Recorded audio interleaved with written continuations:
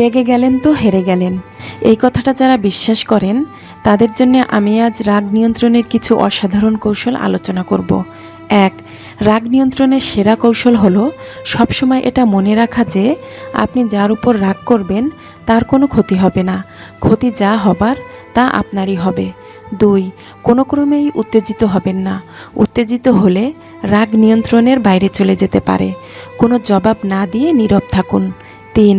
স্থান পরিবর্তন করুন, দাঁড়িয়ে থাকলে বসে যান, আর বসে থাকলে উঠে অন্য কোথাও চলে যান।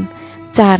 আয়নার সামনে দাঁড়ান, নিজের রাগান্বিত চেহারা ভালো লাগবে না, তাই এমনিতেই রাগ কমে যাবে। 5. রাগের মুহূর্তে 10-15 বার গভীরভাবে শ্বাস নিন, দেখবেন ধীরে ধীরে মন শান্ত হচ্ছে। 6. মনোযোগ অন্যদিকে প্রবাহিত করুন। 7.